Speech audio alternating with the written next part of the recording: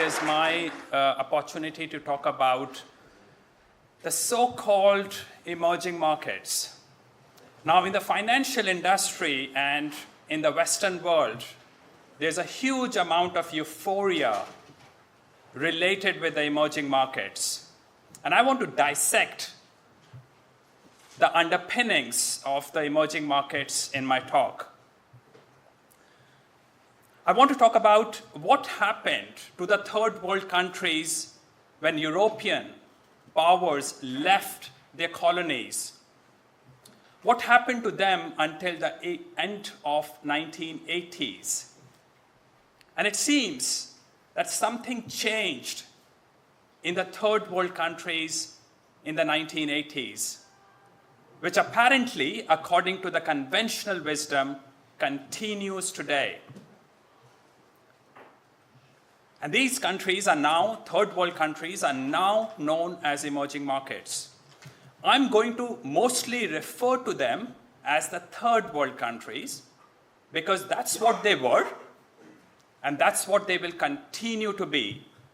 And I want to show that a lot of euphoria related with these third world countries is unfounded. It's not real, it's not based on facts. British Empire was the largest empire in human history. At the end of the Second World War, Britain had to start pulling out of their colonies. Now, there were many reasons why Britain pulled out of their colonies or why they started pulling out of their colonies. One of the main reasons is undiscussed. One of the main reasons is that Britain brought prosperity in their colonies. Britain brought massive improvement in transportation in their colonies. Britain brought in technology in these countries where technology, the concept of technology, did not exist, and it still does not exist in many cases. Britain brought in telecommunication, which enabled people to talk with each other and collectivize against Britain. But I'm not going to just stick to the economic aspects of what Britain did in the colonies. It was the intellectual aspect of what Britain contributed to the colonies, which is the key in my view. Britain brought in some completely new concepts, completely alien concepts in these countries, in the colonies, the concept of freedom of speech, completely unknown concepts of liberty and freedom. Britain brought in enlightenment to their colonies. Now, you saw the effect of what Britain was doing after British left their colonies. Economic stagnation started rapidly in the colonies after Britain left. And actually, it was the same with other European powers. Once they left Africa, Papua New Guinea, etc., these countries started to decay and degrade rather rapidly. Institutions started fraying in these countries. An age of illiberalism and tyranny started in the ex-colonies. People don't want to talk about it. Now, when people talk about it, most of the blame goes to two things. Firstly, the blame goes to communism and socialism. Communism and socialism is spread like wildfire in the ex-colonies, now known as third world countries. And almost synchronously, tyrants and dictators rose up in Latin America, in Africa, in South Asia, all of these third world countries. Now, I don't disagree with the proximal issues, but people forgot to dissect why communism was able to sink its roots in these third world countries and why tyranny rose synchronously in the third world. And I'm going to respond to this later, but it seems, again, according to the conventional wisdom, that something changed in the 1980s. And the assumption is that in the 1980s, communism had lost its reputation, mostly because USSR disintegrated. Now, conventional wisdom believes that as a consequence of the disintegration of USSR, democracy is spread around the world, economic liberalization started happening around the world, Western education is spread, according to the conventional wisdom again. In my view, this is a completely wrong assessment of the situation. The claimed economic liberalization actually did not happen in these third world countries. What happened was that these governments took one step forward under the pressure of IMF and the World Bank, and they took two steps backwards under the guidance of the IMF and the World Bank. The net result is that these countries in the third world have more oppression, more repression of businesses today, and governments have grown exponentially in the third world as a result of massive economic growth that took place in the last 3 decades. So now the question would be that if I disagree with all that happened since the 1980s, disagree with the conventional wisdom about end of communism and end of USSR, what was the reason why these third world countries started changing?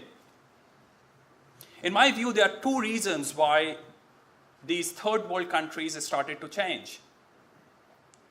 One is that there was a real cultural and economic renaissance that started in China.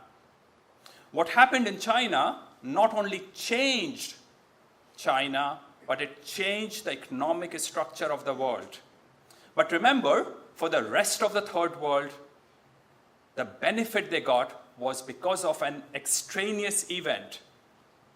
But a bigger reason why the third world improved so much economically, and only economically, in these 3 decades was because of telecommunication and internet. Now, most of you might remember in the 1980s, massive cabling of the planet was done.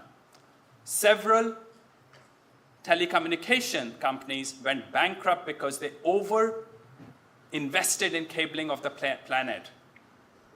Telecommunication prices fell quite rapidly, and a new technology became common. It started to become common in the world, the internet.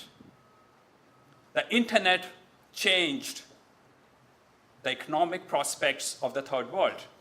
Internet allowed massive transfer of Western technology to the third world, and it enabled wage arbitrage, particularly in non-tradable sectors, to start happening. The wage differential was so massive between the third world and the West that there were so many crumbs to be picked up by the third world. Now, this is the reality. The third world hasn't really changed in any substantial way. The underpinnings of the third world have actually got worse, and the low-hanging fruit have now been plucked. Internet allowed for this to happen, but because these people just became snobby and arrogant, they did not change the underpinnings behind why they were so wretched, poor, and in difficult shape. So let me talk about what is wrong with the third world, why it does not change. Again, as I said, economic development did happen in the last 3 decades, but it had nothing to do with real changes happening in the third world. Almost everything can be attributed to extraneous events. When your life improves before of extraneous events, it might be unsustainable. In my view, it is. Let's talk about what is wrong with the third world. European colonizers, Britain, brought in the rule of law in these countries. They had zero concept of the rule of law. They brought in institutions in these countries. What was happening before? Britain was no saint, but what was happening before colonizers came to these countries? These countries in Africa, Latin America, in South Asia were in a never-ending war, tribal war with each other, and those tribal wars never end because of something that they lack. And I'll come to that in a bit. Now, Britain set up institutional structures for accumulation of intellectual and financial capital to happen in the third world. But over the 200-300 years that ruled these countries, they achieved only marginal improvement in these countries. Now, those of us who have traveled in these countries, in Africa, in India, in Pakistan, Bangladesh, Sri Lanka, it will be very difficult for a Western person to understand what is happening in those countries. And I want to tell you something to think about. When you drive around in Africa or in Bangladesh or in India, what you will see is that girls in uniform, school uniform, carrying pots of water on their heads. Now, this is the situation. 2,000 years back, there was water piping available in the Roman Empire. But moreover, the concept of wheel has been in existence for at least 5,500 years, if not longer. So the question is, why do they carry water on their head? Why did they not set up piping? Piping is very cheap these days. If it was cheap in Roman times, why could they not do it today? But even bigger question is, why don't they at least use some basic wheel to transfer the pots of water? Now, most people cannot really grasp what I'm saying. The reality of the third world is that billions of people, and I'm not exaggerating, billions of people in Latin America, Africa, and South Asia still carry heavy stuff on their heads. It is not technology or capital that is stopping them from changing their ways. It's something else. Now, a lot of us, people in the Western world, made fun of China for copying Western technology. Now, the reality is, think through this thing. If copying were that easy, why did Africa not copy it? Why did the Middle East not copy it? Why did Venezuela and Brazil not copy it? Why did Central America not copy it? Why did they just depended on their natural resources? Why not they did more than that? Let me go back a bit about what the psyche was during the Second World War. And I'm going to quote a few quotes from Sir Winston Churchill. There's a reason I'm going to call him Sir, and there's a reason I'm quoting him. Sir Churchill was the wartime president of the United Kingdom, Second World War times. Talking about the future of Palestine, he said, quote, "I do not admit that a great wrong has been done to the Red Indians of America or the black people of Australia. I do not admit that a wrong has been done to these people by the fact that a stronger race, a higher grade race, a more worldly wise race has come in and taken their place," unquote. Talking about Islam, Sir Churchill said, quote, "How dreadful are the curses which Mohammedanism lays on his votaries, besides the fanatical frenzy which is as dangerous in a man as hydrophobia in a dog. there's this fearful, fatalistic apathy. The effects are apparent in many countries. Improvident habits, slovenly systems of agriculture, sluggish methods of commerce, and insecurity of property exist. Unquote. Talking about India, the country that I grew up in, he famously said, "I hate Indians." Go. He goes on to say, "They are beastly people with a beastly religion," unquote. Now, there's another quote attributed to Sir Churchill. I was unable to verify it to an authentic source, so I cannot be sure if he said this or not. But this is the quote. He says, quote, "If independence is granted to India, power will go to the hands of rascals, rogues, freebooters. All Indian leaders will be of low caliber and men of straw. They will have sweet tongues and silly hearts. They will fight amongst themselves, and India will be lost in political squabbles," unquote. So Churchill has been proven correct after 70, 80 years after what he said. And I quoted him because I completely agree with him. Europeans of those days clearly knew that there was something very significantly different between the West and the colonies. What came to be known as Third World, and after the advent of political correctness, what came to be known as the emerging markets.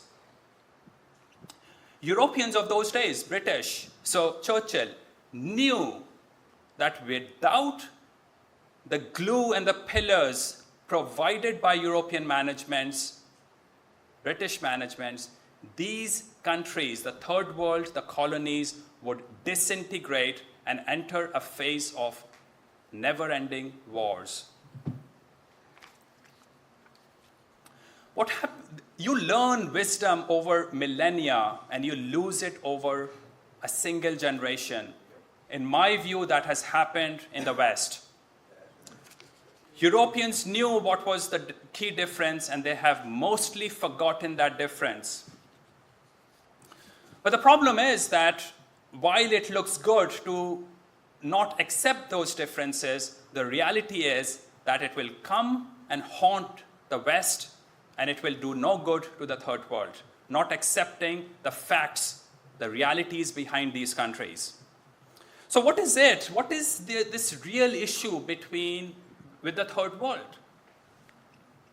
I often say that the more intelligent you are, the more handicap you have in terms of understanding stupidity. The more compassionate you are, the more difficult it is to understand the lack of gratitude in other people.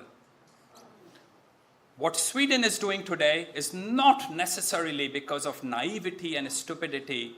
They just simply don't understand that these ungrateful migrants just don't feel gratitude. It took a very long time for the concept of reason to get infused into the Western society.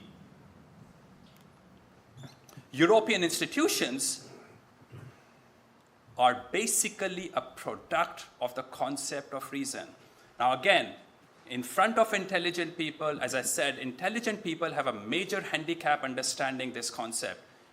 You have to keep going to these third world countries, immerse yourself in it before you understand this thing.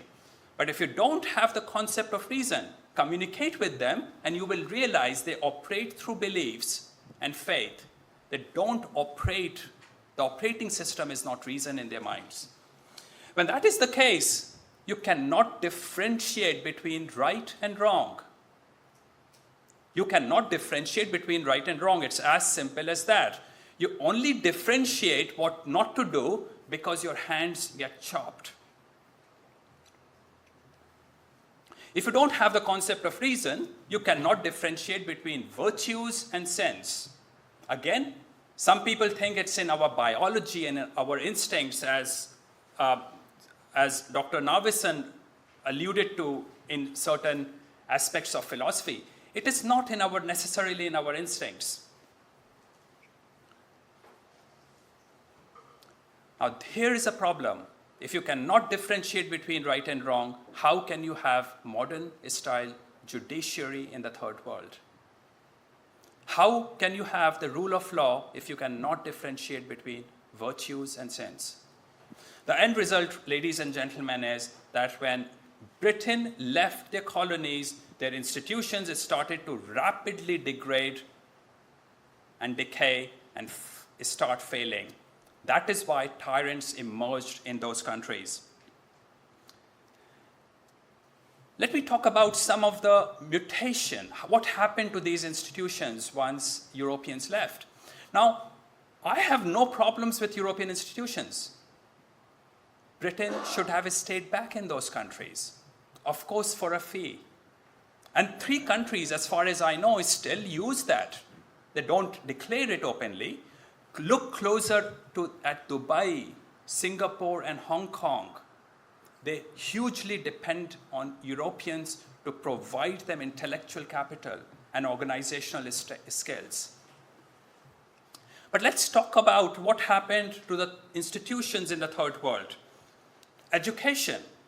Now, education, the primary objective of education is to transmit the concept of reasoning and critical thinking. That should be at least the objective. Now, in the third world, the concept of reason is conspicuous by its absence. Let me repeat it. In the third world, the concept of reason is conspicuous by its absence. What happened to education? It just became another belief system in the minds of these people, unassimilated to any principles. Now, what happens when you learn something or learn something by rote?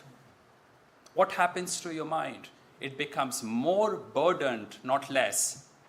The situation actually became worse, not better. Education around everywhere in the third world is used for propaganda purposes. Nationalism. Nationalism was a concept that emerged in Europe because there were certain values Europeans believed in. You impose that on irrational people, and irrational people cannot understand the concept of values. What happens? They merely see nationalism as a geographical concept. It is packed with sense of superiority and arrogance. Nationalism today is spreading. The ugly kind of nationalism is spreading like wildfire in the third world today. The country that I grew up in, Hindu fanaticism is growing rapidly. Hindu nationalism is growing rapidly today. If I don't stand up before the start of every movie for the national anthem, which must be run, I would be beaten up and taken to prison and charged for treason. Nationalism has mutated into an ugly concept in the third world. Now, when people talk about the so-called emerging markets, which I call the third world, they feel very euphoric. That's the future of humanity for them. But look closer, and what do you see? Let me mention a few countries here. Myanmar. Myanmar got a whiff of democracy, and the very celebrated Nobel Peace Prize woman, Aung San Suu Kyi, got some power. 2 things immediately happened. Oppression of journalists actually increased significantly in Myanmar. Western media won't report it because Aung San Suu Kyi is so celebrated by the left and by the media in the West. One of the biggest genocide is started in Myanmar against the Muslim minorities of Myanmar. Middle East, most of the Middle East is in flames. Turkey and Malaysia, I'm talking about the mutation that these countries are still going through, except that for the last 3 decades, you might not have perceived them continuing to mutate since the end of colonization. Look at Turkey and Malaysia. They looked like among the most decent countries in the third world. the ugly face of fanaticism is raising its head rapidly in those two countries. South Africa was mostly seen as close to being a first world country.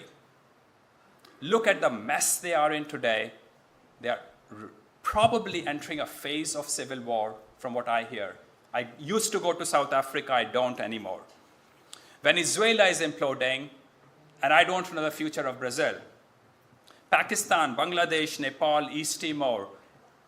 Within my lifetime, the world has been very euphoric about these countries, and they are complete messes. Indonesia took a breather for a few years.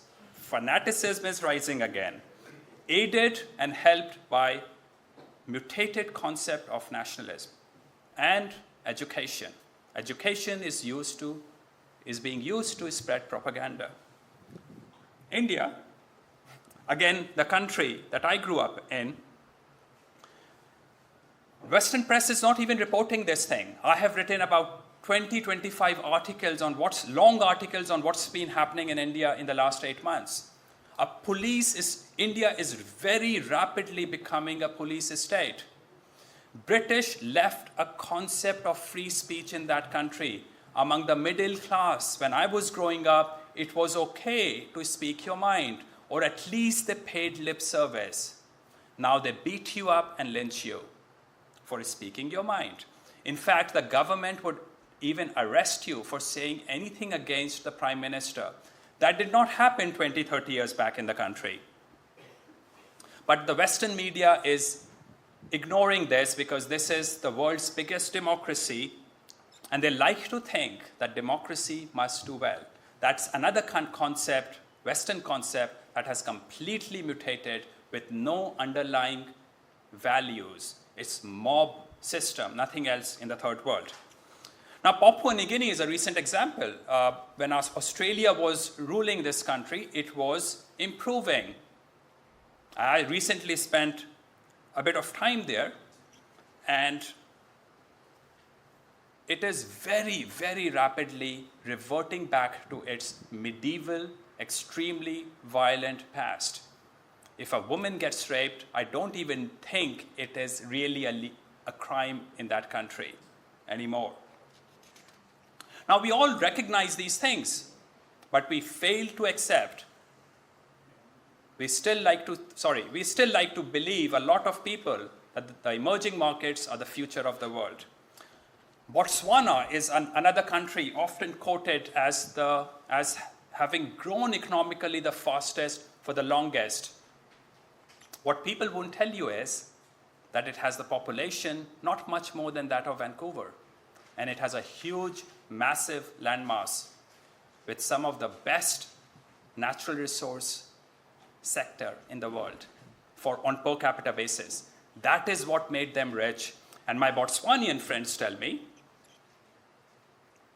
the wealth hasn't changed their tribalism or superstitions. And Botswana is way past its peak already. And remember, the leadership, a lot of leadership in many of these countries is still the remnants of what the British left. India, for the last 3 years, has broken completely from the British rule. There's now no connection with what British left in terms of people in leadership positions. So let me conclude my talk here. Britain brought in sanity in the third world. When Britain left, irrationalities, tribalism, and superstitions of the third world started asserting themselves. And from the time that the British left, these countries have continued to deteriorate, including in the last 3 decades, despite that it might not seem that way. They only grew economically in the last 3 decades, and they have accepted a lot of lifestyle problems related with getting money and wealth without having developed reason and critical thinking. These institutions cannot be maintained by the local people. They will continue to degrade, decay, and disintegrate. My view is that the third world is entering the last phase of plucking the leftover fruit from the free gift of Western technology. Economically, they will continue to stagnate. Again, the world might not believe that for now, but that is what I see with my eyes. When economically they start to stagnate, tyrants will emerge, will become visible again in these countries, including, and probably the fastest in the country that I grew up in, India. Now, this will be happening exactly when the last remnants of the British Empire also enter the history books, because they retire from leadership positions. What I see is an extremely ugly future of the third world. And this is very interesting because most of the people in the West think that it is the West which is decaying, which it is. But the real suffering will happen in the third world, in my view, not very far in the future. Ladies and gentlemen, thank you very much for your time.